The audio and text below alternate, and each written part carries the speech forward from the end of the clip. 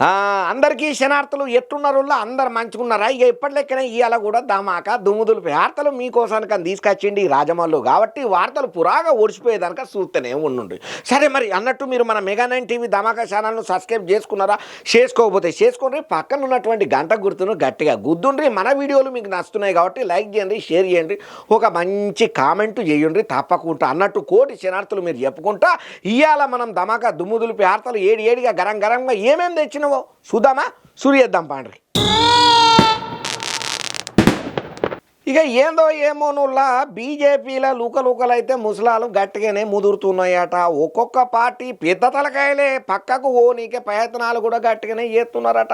ఇప్పుడు ఒక టాక్ అయితే గట్టిగానే వినబడుతున్నది. ఈటల రాజేంద్రం సార్ ఉన్నాడు కదా, మళ్ళా కేసీఆర్ సార్ పార్టీ గదేనులా బీఆర్ఎస్ పార్టీల దున్కాలనే ఆలోచనలో ఉన్నాడన్న టాకు సోషల్ మీడియాను షేక్ చేస్తున్నది. మరి ఇంతకు ఇది నిజమా అబద్ధమా లేకపోతే గాలికి పోయే ఉత్త పుకారు ముచ్చట్లో మనకు తెలవాలంటే మన ధమాకాల ఖతర్నాక్ వార్త పట్టుకొని వచ్చిన కాబట్టి చూడండి మీరే. ఇక తెలంగాణ రాజకీయాలలో కీలక పరిణామాలే చోటు చేసుకుంటున్నాయ్యా. అగ్గో ఏమయ్యా గంతగనమంటే బీజేపీ ఎంపీ మాజీ బీఆర్ఎస్ లీడర్ అయినటువంటి ఈటల రాజేందర్ సారు ఇక తొందరలోనే బీఆర్ఎస్ పార్టీలో చేరే అవకాశాలు గట్టిగానే ఉన్నాయనే టాకు జోరుగా నడుతున్నదయ్యా రాజకీయంలల్లా. బీజేపీ తెలంగాణ అధ్యక్ష పదవి ఎన్నికలల్లా ఈటల సారు బాగానే ఆశలు పెట్టుకున్న సుతం తెలంగాణ రాష్ట్ర అధ్యక్ష పదవి ఈటల సారు కాకుండా రామచంద్రరావు అనే సారుకు దక్కుడుతూనే మస్తు ఫీల్ అవుతున్నాడు. ఇక ఇటు పక్కన బీఆర్ఎస్ లో ఉన్నటువంటి తోపు లీడర్లు పేరు మోసిన వాళ్ళు కూడా ఎందుకు అన్నా మన పార్టీలకెంచి పోయి అలా పార్టీలను అట్లా అవస్థలు పడడం ఏదన్నా ఉంటే మనం కేసీఆర్ సార్ తో కూర్చొని మాట్లాడదాము. అరే నువ్వు అంటే పానమిత్తరా కేసీఆర్ సారు, ఎంత మీరు ఇద్దరు దోస్తులు ఎంత కలిసి ఎన్ని పనులు చేసిళ్ళు, బీఆర్ఎస్ పార్టీకి నీ వంతు సహకారం ఎట్లా చేసినావు, మేము కేసీఆర్ సార్ తో మాట్లాడతాం, నువ్వు రాన్నని చెప్పి కూడా ఈటల రాజేందర్ సార్ కు గట్టిగానే చెప్తున్నారట బీఆర్ఎస్ పార్టీలో ఉన్నటువంటి పేరు మోసిన తలబండిన రాజకీయ మేధావులు. ఇక అయితే ఈటల సార్ కు ఉద్యమంలో కూడా కీలక పాత్ర పోషించిన నేపథ్యం ఉన్నదయ్యా. అటు రాజకీయ అనుభవం కూడా గట్టిగానే ఉన్నది. ముదిరాజు సామాజిక వర్గానికి చెందిన బీసీ నాయకునిగా ఆయనకు గుర్తింపు ఉన్నప్పటికీ సుతం బీజేపీలో అనుకున్నంత తగిన ప్రాధాన్యత ఇత్తలేరనేది గట్టి వాదనే వినబడుతున్నది. అయితే ఈటల రాజేందర్ సార్ కు బీజేపీలో అధ్యక్ష పదవి రాకపోతేనే ఆయన అభిమానులు అయితేనేమి బీఆర్ఎస్ కు సంబంధించినటువంటి కొంతమంది నెటిజన్లు ఫ్యాన్స్ సోషల్ మీడియా ఏదికగా పోస్టులు గట్టిగానే పెడుతున్నారు. ఈటల సార్ కు ఆహ్వానం చెప్తూనే ఉన్నారు. ఈటల రాజేందర్ ను బీజేపీ అవమానం చేసింది, తిరిగి బీఆర్ఎస్ లకు రావాలన్నా అనుకుంటా ఇట్లా కొంతమంది అభిమానులు ఎవరికి దోషినట్టు వాళ్ళైతే పోస్టులు పెడుతున్నారు. ఇక ఈ సెంటిమెంట్ ను బీఆర్ఎస్ వాళ్ళు కూడా గట్టిగానే వాడుకోవాలనే ప్రయత్నాలు కూడా చేస్తున్నారు. ఎందుకనంటే ఇప్పటికే బీఆర్ఎస్ పార్టీ అసలు ఆ కూతులమే అష్ట కష్టాలల్లా పడి కొట్టి మిట్టాడుతున్నది. ఈ టైంలలో ఈటల సార్ వచ్చింది అనుకో జరంతా బలం పెరిగే అవకాశాలు సుతం లేకపోలేదనేది కూడా బీఆర్ఎస్ లో వినబడుతున్నటువంటి ఒక మాట.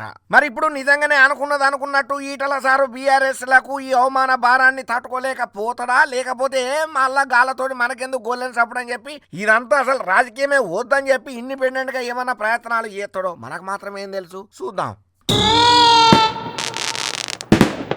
రాయమల్లు ఒరే వారే రాయమల్లు అగ్గో పెద్ద సారు నమస్తే. ఏంది సారు మీతోనకే నేను వద్దాం అనుకుంటే మీరే ఇట్లా వచ్చిళ్ళు, ఏదేమైనా మంచి టైంలోనే వచ్చిళ్ళు సార్, మీతో చాలా ముచ్చట్లు మాట్లాడాలి. మాటలేవు మాట్లాడుకోవటాలేవు. ఆగో మీరే గంత మాట అంటే మాకు అసలు ముచ్చట ఎవరు చెప్తారు సారు? ఎవరన్నా చెప్పని బొందల గడ్డకు కట్కా బోని. నేనేం చెప్తున్నా నాకి అయినా అనుభవం మీకి అవుతుంది రేపో మాపో. మీరేం చెప్తున్నారో అమ్మ తోడు నాకు అస్సలే అర్థం కాలేదు సార్. అది నేను చెప్పేది, అమ్మకి తోడు లేదు పెరుగుకి తోడు లేదు, నాకి తగిలిన ఈ తట్టు నీకు తగులుతుంది తట్టు, అప్పటికి సమజ్ అవుతుంది నీకు. ఏమో సార్ మీరు చెప్పేదాన్ని బట్టి చూస్తా అంటే మీరు మస్తు పరేషాన్లో ఉన్నారని మాత్రం ఒకటి అర్థమవుతున్నది. అరే నీకు అర్థమైతే ఏంది, అర్థం కాకపోతే ఏంది, ఉంటే ఏంది పీక్తే ఏంది, అర్థం కావాల్సింది నేనేమంటున్నా అంటే నీకు కాదు మా పార్టీలో ఉన్న వాళ్ళకి అర్థం కావాలి, వాళ్ళకు చెప్పి దండగా టైం వేస్ట్. ఆగో గంత మాట అనకుండే సార్, ఇన్నేళ్ళు అందులో పని చేసిళ్ళు, ఎంతైనా ఉప్పు తిన్న పార్టీ సార్, జర్ర చూసి మాట్లాడండి. అరే ఉప్పు తిన్న పార్టీలోనే నాది నిప్పు లెక్కన అయిపోయింది. ఆ నిప్పుల మీద నా శత్రువులు నా పార్టీలకెంచే ఇప్పుడు పప్పును ఉడకబెట్టుకుంటున్నారు. ఎంతైనా సొంత పార్టీ కదా సార్, ఎంత బయటికి పోయినా జర్రంత రెస్పెక్ట్ ఉండాలి కదా సార్. అరే నాకి గంత రెస్పెక్ట్ ఉన్నది కాబట్టి నేను ఎక్కువ తక్కువ మాట్లాడతాలే. నాకి గురించి కావాలంటే కాజా సింగ్ గోషామాయల్కో జాకే పూచో, అక్కడ చెప్తారు నా గురించి. అవును సార్, నేను కూడా మీ మాట బాగానే విన్నా, కానీ ఏ మాట కామాటే పార్టీ కోసం ఇంతగానం కష్టపడ్డ మీకే పరిస్థితి ఈ తీరుగా ఉన్నదంటే ఇక మామూలు పరిస్థితి ఏమనుడు చెప్పుండ్రి. మిమ్మల్ని చూస్తే మస్తు గోత అనిపిస్తున్నదని చెప్తున్నా సార్. అదే నాకి సమజ్ అయితలే. నేనేమో పార్టీ కోసం దినం 24 గంటలు కష్టపడితే నాకు పార్టీ ఏమి ఇచ్చినాయి? చార్మినార్ చౌరస్తాల ఎమ్మెల్యే గోషామాయల్ కాజా సింగ్ తొడాలు కొట్టినాయి. ముసరంబాగ్ చౌరస్తా అడ్డాల మీసాలు తిప్పినాయి ఈ కాజా సింగ్. దబీర్పురా చౌరస్తాల జబ్బలు జరిసినాయి ఈ కాజా సింగ్. పార్టీ నాకేమిచ్చి ఉల్టా నాకి వేసే. కాకపోతే ఇదే పోకడ పార్టీ పెద్దలకు తలనొప్పి అవుతున్నది, అందుకనే మిమ్మల్ని పక్కన పెట్టిండ్రనే టాక్ కూడా గట్టిగానే అమ్మతో నా మాట కాదు సార్, బయట వినబడుతున్న టాకు. నేను అది చెప్తున్నా. ఏమంటున్నా అంటే కాజా సింగ్ అంటే బ్రాండ్, కాజా సింగ్ అంటే ఫైర్, కాజా సింగ్ అంటే డేర్ కా బాపే కాజా సింగ్, డేర్ కా బ్యాండ్ డంబాయిడరే. అది తెలుసు సార్, కాకపోతే అసలు మీకు హైకమాండ్కు యాడ జడిందనే కదా నాకు వచ్చిన డౌట్ అనుమానం. నాకు థ్రెటింగ్ ఉన్నాయి, నాకు అందరూ ఫోన్ చేస్తున్నాయి, నీకు చంపుతామని అంటున్నాయి. నేను ఒక లెటర్ పెట్టినాయి ఏమని, అప్పుడు గవర్నమెంట్ బీఆర్ఎస్కి పెట్టినాయి. నాకు థ్రెటింగ్ ఉంది, నాకు ఫోన్ కాల్స్ వస్తున్నది రాంగుగా చెప్పినాయి. బుల్లెట్ ప్రూఫ్ బండి నైదియే. ఇప్పుడు కాంగ్రెస్ గవర్నమెంట్ ఉన్నది, రేవంత్ జీకో బిమ్మై లెటర్ ఇచ్చినాం, రెస్పాన్స్ లేదు. ఇంకా ఒక ముచ్చట ఏందనంటే కేంద్రంలో ఉన్నది మా పెద్దలే, వాళ్ళకి బి సూర్ సబూత్ ఎట్లా ఉన్నది, నాకు ఎంతగానో తొక్కానికే చూస్తున్నారని. కేంద్రంలో మా వాళ్ళు ఉన్నది, నాకు బుల్లెట్ ప్రూఫ్ బండి ఇస్తలే. ఇంతకుముందు ఒక బండి ఇచ్చే డొక్కు టకారా బండి, బుల్లెట్ ప్రూఫ్ నై, ఓ జాకెట్ ప్రూఫే. ఓ ఇట్లా రోడ్డు మీదకి పోతున్నాయి, పయ్యా ఊసి జాయా. అయ్యయ్యో ఘోరం సార్, పగవునికి కూడా రావద్దు సార్ ఈ కష్టం. మిమ్మల్ని చూస్తా అంటే మాత్రం నాకు మస్తు దుఃఖం అనిపిస్తున్నది సార్. అరే నేను ఏం చెప్తున్నా భయ్, నేను గింతాగనం పార్టీ కోసం కష్టపడి హిందూయిజం కోసం ఇట్లా ఫైటింగ్ చేస్తే నాకు మిగిలింది ఏంది? నా పార్టీలో నాకు ఎవరు ఖతర్ నై కర్రే, దేఖ్తే నై దేఖ్ రే, ఎవరు నా మాటకి ఇంటనేలే. నాకు చివరికి మిగిలింది ఏంది భయ్? గింత మట్టి మిగిలింది, మసానం మిగిలింది, నా బొందా మిగిలింది. అది సరే సార్, మీరు ఉన్నటువంటి గంత సీరియస్గా డిసిషన్ తీసుకోవాల్సిన అవసరం ఏమున్నది? నిమ్మతంగా మాట్లాడి సెట్ చేసుకుంటే అయిపోయేది కదా. ఎందుకు ఇంత ఆవేశంగా అందరి కంట్లే పడి కొరకరాని కొయ్యలెక్కన అయ్యిండ్రు? అయినా మీరు కూడా గంతే సార్, ఏది ఉంటే అది దబ్బడ మాట్లాడుతూనే ఉంటారు. మీకు అయినా షాన్నాల సంది లీడర్లతోని పొసుకుతూనే లేదన్న సంగతి బయట ఉన్న టాకే కదా. ఎందుకు ఇట్లా చేసుకుంటారు? మెల్లగా కొన్ని టైంలలో చదువుకోవాలి సార్ మనమే. అరే నాది ఏం చెప్తున్నాయి, నీది ఏం మాట్లాడుతున్నాయి? నువ్వు అంతా లేని పొక్కలను బయటికి తీసుకొచ్చి లేని గొల్లెం చప్పుళ్ళు పెట్టి నాకు బొందలా నూకుతాయి. నాకు డౌట్ కొడుతున్నాయి. నువ్వు కిషన్ రెడ్డికి లేకపోతే బండి సంజయ్కి కొత్తగా వచ్చిన పెద్ద మనిషి రామచందర్ సార్కి మనిషి ఉన్నావు. నాకు డౌట్ కొడుతున్నాయి నీ మీది. అమ్మో మీకు దండం పెడితే సార్, తప్పుగా నన్ను అట్లా అపార్థం చేసుకోకుండా, ఏదో మధ్యలో కొన్ని డౌట్లు వచ్చినప్పుడు మీరు మంచి లీడర్ కదా, మీరుంటే బీజేపీకి మంచి పట్టు ఉంటుందని కొంచెం చెప్పే ప్రయత్నం చేస్తున్నా సార్. అరే నేను చెప్పేది అదే భయ్, నా ఓడు నా మనిషి నాకి కావాల్సినోడు అని ఎవరికి పడితే వాళ్ళకి పదవులు గిట్లనే ఇచ్చినాయి. పార్టీ మొత్తం పీకాపోతుంది, పార్టీకి నష్టం అవుతుంది. ఓకే సార్ మీరు అంటున్నారు, అది మనం అనుకుంటే ఏం లాభం, వాళ్ళకి తెలవాలి కదా. మీరు నేను ఎంత అనుకుంటా ఏం లాభం సార్, కానీ జరగాల్సిన డ్యామేజ్ అయితే అయిపోయింది కదా. ఇప్పుడు చూడు మీ పరిస్థితి ఎట్లా అయిపోయిందో. అరే నేను అదే చెప్తున్నాయి, ఒక బూతుకెంచి ఒక రాష్ట్ర అధ్యక్షుడిని ఎన్నిక మనం చేసుకుంటున్నామంటే ఏం చేయాలా? ఓటింగ్ వేయాలా, మెజారిటీ అడగాల. అట్లా అడిగినాక మెజారిటీని బట్టి మనిషికి ఎంపిక చేయాలా. అరే ఎవరు ఇష్టం వచ్చినట్టు వాళ్ళకి ఏది పడితే అది పదవులను ఇచ్చుకుంటా పోతే ఒక్క మాట చెప్తా, ఇన్ని సంవత్సరాల సంది నాకి పార్టీలో దిక్కు దివానా లేదు, ఇంకా కొత్తగా వచ్చిన కార్యకర్త క్యావు కడితే. సరే సార్, మీకు అధ్యక్షుడు కావాలని కోరిక గంతగానం ఉన్నప్పుడు మీ పార్టీ పేదలతోని మీరే కూర్చొని ఓసారి నిమ్మతంగా మాట్లాడితే అయిపోయేదానికి గింత జోడం ఎందుకు, గింత గొల్లెన్ సప్పుడు ఎందుకు?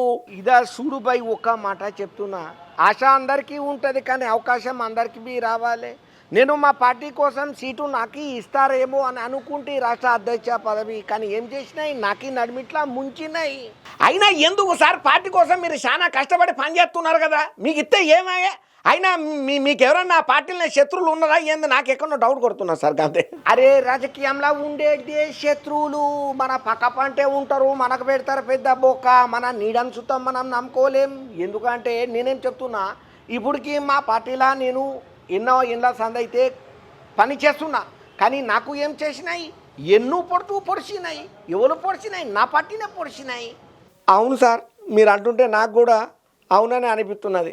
అది సరే కానీ సార్, మరి మీరు రాజీనామా చేసిన తర్వాత మీ పార్టీలకంచి ఎవరన్నా బుజ్జగింపులు సాంప్రదింపులు గదే మనం అంటాం కదా అచ్చిక బుచ్చికలు ఏమన్నా అయినాయా? ఇక సూడుపై ఒక్కటి మాట నేను క్లియర్గా చెప్తా. నాకు ఎప్పుడైతే రాష్ట్ర అధ్యక్ష పదవి రాలేదు, రామచంద్రరావు సార్కి ఇచ్చిండ్రని తెలిసిందో అప్పుడే నా హార్ట్ అయింది 1000 తుకుడలు. నేను అనుకున్నా ఇంకా మనం ఈ రాజకీయంలకు వర్కౌట్ కాదు అని. ఇక దాని తర్వాత నా కాడికి వచ్చిళ్ళు మన బడే బడే సభాయే బాతాకరే నాకి అంతా బుజ్జాగింపులు చేసిళ్ళు. బట్ మై జాంతా నై, నాకు మొత్తం హట్టు తుడ్కా ఒకయి. అగో ఎందుకు సార్, ఒకసారి మళ్ళీ ఆలోచన చేసి వాళ్ళు చెప్పేది కూడా వినాల్సింది కదా. అది సుడుపై ఒక్క మాట చెప్తున్నా, నమ్మకం అనేది ఒక్కసారి పోయింది మళ్ళా రాదు. నాకు చెప్పిన వాళ్ళే వీళ్ళే శర్రాలేసిండ్రేమో, శర్రాలేసిల్లేమో మళ్ళా నాకి కాడికి వచ్చిల్లేమో ఎవరికి తెలుసు. అందుకే నాకి రాజీనామా ఉత్తరం సీదా రాసినాయి, కిషన్ రెడ్డి సార్కి పంపినాయి, ఆయనకు చెప్పినాయి. నేనేమంటున్నా అంటే, ఒకటి నేను కష్టపడి పార్టీలో నమ్మకంగా పనిచేసిన, పార్టీ గెలవాలని అనుకున్నా, కానీ నాకీ పార్టీలో నాకీ మనుషులే మా పార్టీ పోవాలి ఓడిపోవాలని కోరుకుంటున్నాయి. ఆగో ఇదేంది సార్, ఇదేదో కొత్త మాట చెప్తున్నారు మళ్ళా మాకు. ఇగో సూడుబాయ్, కిషన్ రెడ్డి సార్కి పంపిన ఉత్తరం నేను నామినేషన్కి పోయినాయి, నా మద్దతుదారులకి బెదిరింపులు అక్కడ ఉన్నోళ్ళు చేసినాయి, నాకు ధమ్కి ఇచ్చినాయి. నేను పార్టీలో నాకీ మనుషులకి నేను చేస్తే నాకీ గింత డోకా ఇస్తాయి. ఇది పై నేను ఏం లే ఒకటి చెప్తున్నా, నా రాజీనామా ఉత్తరం కిషన్ రెడ్డికి ఇచ్చినాయి, కావాలంటే నువ్వు బి చదువుకోబాయి.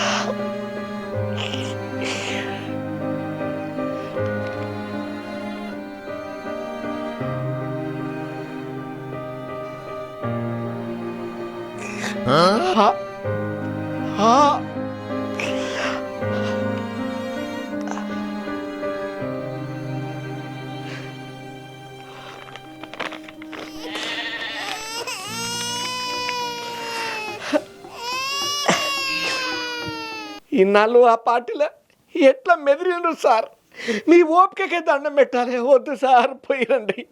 నా మాటలతో ఇంకా నిన్ను అవస్థ పెట్టలేను సార్, తప్పక బొమ్మని చెప్తున్నా. పోండి సార్, పోయిరండి. మీరు ఎక్కడ ఉండాలి, సంతోషంగా ఉండాలి సార్, సంతోషంగా ఉండాలి. పాపం నిజంగా రాజాసింగ్ సారు ఎందుకు ఇంతగానో మాట్లాడిండో. నిజంగా రాజాసింగ్ సారు మస్తు కష్టజీవి, హిందూ ధర్మం కోసం ఎంత ఫైట్ చేసే మనిషి. నిజంగా ఈరోజు రాజాసింగ్ సార్ పరిస్థితి చూస్తుంటే దుఃఖం వస్తున్నది. కడుపు దించుకుంటే కాళ్ళ మీద పడేటట్టే ఉన్నది రాజాసింగ్ సార్ పరిస్థితి. సరే, మనం మాత్రం చేసేది ఏమున్నది? ఈ రాజకీయంలో ఎప్పుడు ఏమవుతుందో ఎవరు చెప్పలేరు. చూద్దాం. ఈ రాజాసింగ్ సారు మరి మళ్ళీ బీజేపీ పెద్దలతో ఏమైనా మాట్లాడతారో, ఏం చేస్తాడో, లేకపోతే అసలుకే ఈ రాజకీయాలు వద్దని చెప్పి దూరమే పోతాడో. ఇక పటాన్ చెరువు ఫ్యాక్టరీలో ఎంత ఘోరంగా అగ్ని ప్రమాదం అయ్యిందో ప్రత్యేకంగా చెప్పాల్సిన పని లేదు. అది చాలా హృదయ విదారకమైనటువంటి సంఘటన. ఇటువంటి సంఘటనలు మళ్ళా ఈ ఆడ కావద్దని మనం భగవంతుని కోరుకుందామయ్యా. ఇక పోతే నిన్న హరీష్ రావు సారు పరామర్శన చేసిండు. సర్కారుకు ఏం సూచనలు ఇవ్వాలనో కూడా ఇచ్చిండు కదా. ఇక ఇవాళ రేవంత్ రెడ్డి సార్ కూడా పోయి అక్కడ క్షతగాత్రులను పరామర్శన చేసి పురాగా కొన్ని విషయాలను అయితే చెప్పుకుంటూ వచ్చిండు. మరి రేవంత్ రెడ్డి సార్ ఏమన్నాడు చూద్దాం పాండ్రి. ఇక సంగారెడ్డి జిల్లా పటాన్ చెరువు పాసమైలారం ఘటన ముతుల ఫ్యామిలీలకు ₹1 పరిహారం ఇస్తామని చెప్పి సీఎం రేవంత్ రెడ్డి సారు హామీ ఇచ్చిండయ్యా. ఇక ఈ సంఘటనలో తీవ్రంగా గాయపడి ఎటువంటి పని చేసుకోలేని నిస్సహాయ స్థితిలో ఉన్న బాధిత ఫ్యామిలీలకు ₹10 లక్షలను, ఇక స్వల్పంగా గాయపడి తిరిగి పని చేసుకోగలిగేటోళ్లకు ₹5 లక్షల సర్కారు ఇస్తుందని ప్రకటన చేసిండయ్యా. ఇంకంతనే కాదు, చనిపోయిన వాళ్ళ పిల్లల చదువుల బాధ్యత సర్కారు తీసుకుంటుంది. గురుకులాల సీట్ల గురించి మాట్లాడాలని అధికారులకు సూచనలు చేసిండయ్యా రేవంత్ రెడ్డి సారు. బాధితులకు సర్కారు తరఫున వైద్యం అందించే బాధ్యత పూర్తిగా మేమే తీసుకుంటాం. ఇక మంత్రులు అధికారులతో కలిసి ప్రమాద స్థలాన్ని పరిశీలన చేసిన సీఎం రేవంత్ రెడ్డి సారు ఉమ్మడి రాష్ట్రంలో తెలంగాణలో ఇన్ని ప్రాణాలను బలిగొన్న ప్రమాదం ఏడా లేదని ఆవేదనను వ్యక్తం చేసుకుంటూ వచ్చిండు. ఫైరు, హైడ్రా, డిజాస్టర్, రెవెన్యూ శాఖల సమన్వయంతో సహాయక చర్యలను చేతబడుతున్నామని చెప్పుకుంటూ వచ్చిండు. ఈ ఘటనలో ఎటువంటి సహాయక చర్యలు తీసుకోవాలనో ఆదేశించడం అయ్యిందని కూడా అన్నాడు. ఈ ఘటన అధికారికంగా సమాచారం ప్రకారం 36 మంది ఇప్పటి వరకు చనిపోయినరని, ప్రమాద టైంలల్లో పరిశ్రమలో 143 మంది ఉన్నారని, 50 మంది వివరాలు అధికారుల దృష్టిలోకి వచ్చినాయని చెప్పి మిగతా వాళ్ళు శిథిలాల కిందనే ఉన్నారా లేక భయంతో టచ్లోకి రాలేదా అనేది కూడా క్లియర్ కట్ గా తెలియాల్సి ఉన్నదని చెప్పుకుంటూ వచ్చిండు. సిగాచి ఫ్యాక్టరీ ప్రమాదాన్ని సర్కారు తీవ్రంగా పరిగణన చేస్తున్నది. నిర్లక్ష్యంగా వ్యవహారం చేసిన కంపెనీ యాజమాన్యం బాధితుల మీద కఠిన చర్యలు పక్కాగా తీసుకుంటది. భవిష్యత్తులో ఇటువంటి ఘటనలు మళ్ళా జరగకుండా చర్యలు ఏం తీసుకోవాలన్నా అవి ప్రణాళికబద్ధంగా రెడీ చేసి తీసుకుంటాం. ఇటువంటి ఘటనల మీద కమిటీ రిపోర్ట్ ఇస్తుంది. ప్రాథమిక సమాచారం తర్వాత ప్రమాదం మీద పూర్తి వివరాలు చెప్తాం. భవిష్యత్తులో ఇటువంటి ఘటనలు జరగకుండా చర్యలు తీసుకునేందుకు సర్కారు పర్యవేక్షణ చేస్తుందని చెప్పి, ఇటువంటి ఘటనలు భవిష్యత్తులో కాకుండా చూస్తామని చెప్పి, ఇటువంటి సమస్యలను పరిష్కార దిశగా ఒక వ్యవస్థను ఏర్పాటు చేసి నిర్ణయాలు తీసుకునేటట్టు ఆలోచన చేస్తున్నామని చెప్పి కూడా సీఎం రేవంత్ రెడ్డి సార్ చెప్పుకుంటూ వచ్చిండు. ఏదేమైనా ఇంత ఘోరమైనటువంటి ప్రమాదం జరుగుడు చాలా బాధాకరము, చాలా హృదయ విదారకమైనటువంటి సంఘటన. అయినా ఈ రోజులలో మనుషులు బతకాలంటేనే చాలా కష్టం ఉన్నది. ఎక్కడ ఎప్పుడు ఎటుకెంచి ఏ ప్రమాదం వచ్చి ప్రాణాలను గూసుకపోతుందో ఎవ్వరు చెప్పలేని పరిస్థితి మోపైంది.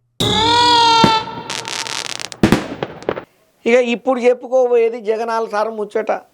ఇక మొన్నట్లో ఆయన సత్తెనపల్లి పర్యటన పల్నాడు ముచ్చట. అబ్బో ఇక ఎంత తక్కువ మాట్లాడుకుంటే అంత మనకే మంచిది. కానీ ఇక ఇప్పుడు మళ్ళీ ఒక టూర్ ప్లాన్ వేసిండట. ఇక జగనన్న ఇట్లా టూర్ ప్లాన్ వేయగానే అందరు నెత్తిన గుడ్డేసుకొని ఆలోచనలో పడ్డారట.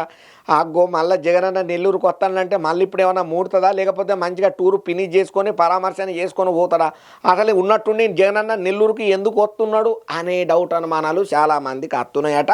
మీ డౌట్ అనుమానాలు తీర్చనీకే వార్త పురాగా తెచ్చిన ఒక్కసారి చూడండి. ఇక ఏపీలో అధికారం పోయిన తర్వాత వైసీపీ పెద్ద సార్ అయినటువంటి వైఎస్ జగనాల్ సార్కు శాఖల మీద శాఖలు తప్పుతలేవయ్యా, గట్టిగానే గుద్దుతున్నాయి స్టోకులు.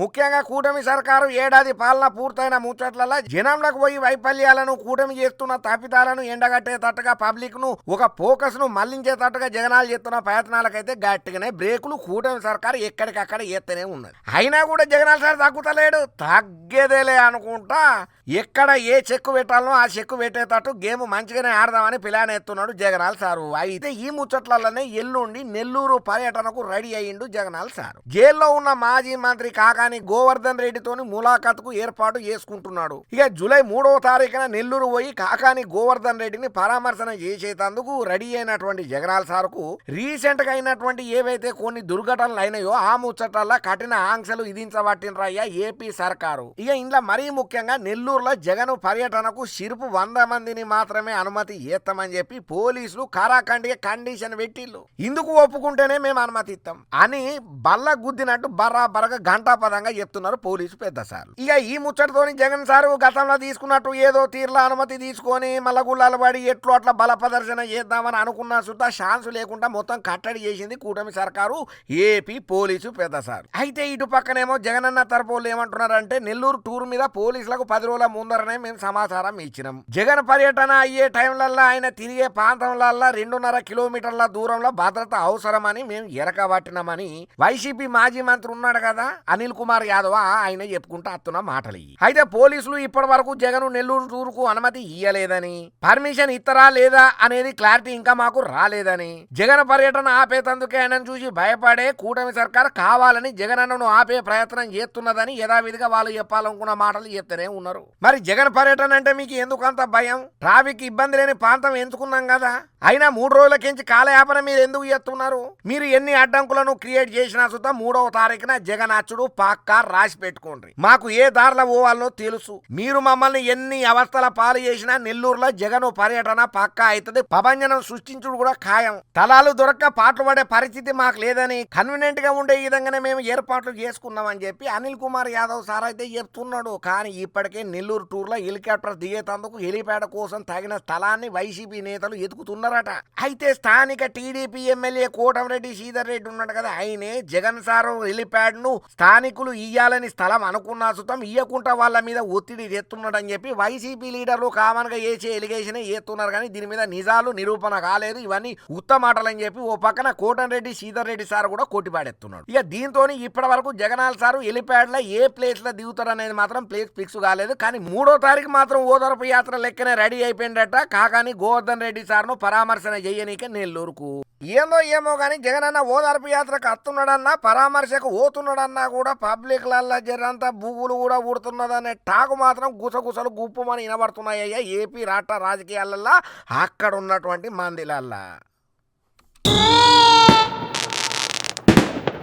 ఏందో ఏమోనుల్లా నిన్ననేమో రాజాసింగ్ సారు, అటు పక్కన ఈటల సారు ఆల్రెడీ బీఆర్ఎస్లకు దున్కనికే చూస్తున్నాడు అన్న వార్తలు ఒక పక్కన.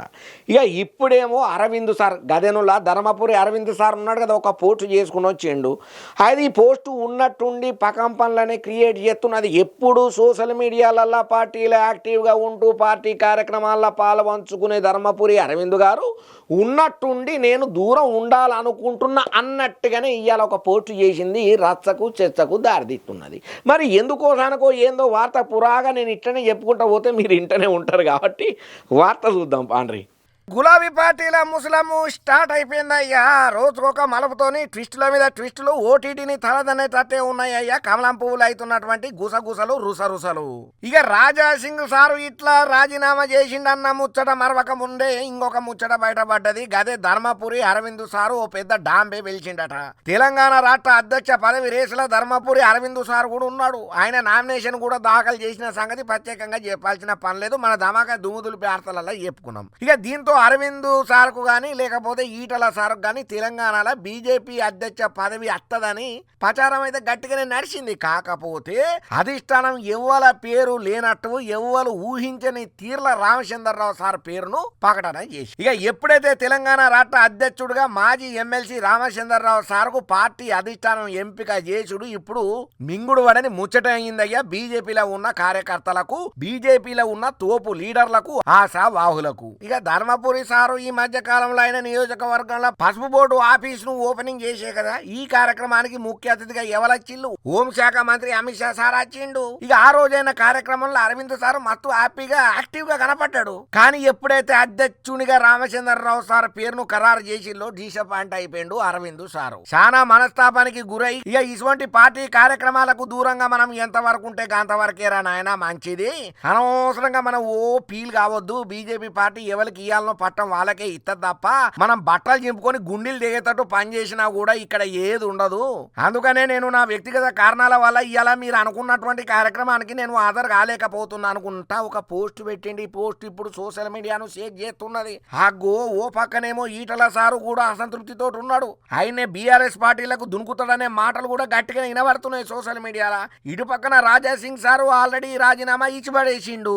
ఇక ఉన్నది ధర్మపురి అరవింద్ సారు. మరి ఈ సారు తర్వాత డీకే అరుణ మేడం ఎట్లా రియాక్ట్ అవుతుందో ఇక ఇవన్నీ ముచ్చట్లు తెలవాల్సి ఉన్నాయి. కాబట్టి మన ధమాకా దుమ్ముదులిపి వార్తలలో అప్డేట్ వచ్చేంత వరకు చూద్దాం. ఎందుకంటే ఈ రాజకీయంలో ఎప్పుడు ఏమవుతుందో ఎవరు చెప్పలేరు. అబ్బా మొత్తానికైతే ఈ రాజమల్లు తెచ్చిన కాడికి ధమాకా దుమ్ముదులిపి ఆర్తలు పురాగా ఒడిసిపోయేదనక చెప్పిండు. ఓడిసేదనక మీరు సుతా చూసింది కాబట్టి మీకు కోటి శనార్థులు చెప్పుకుంటా అన్నట్టు మీరు మన మెగానైన్ టీవీ ధమాకా దుమ్ముదులిపి ఛానల్ను సబ్స్క్రైబ్ చేసుకున్నారా? చేసుకోకపోతే చేసుకోండి. పక్కన ఉన్నటువంటి గంట గుర్తును గట్టిగా గుద్దుండ్రి. మన వీడియో మీకు నచ్చితే లైక్ చేయండి, షేర్ చేయండి, ఒక మంచి కామెంట్ సుతం పెట్టుండ్రి.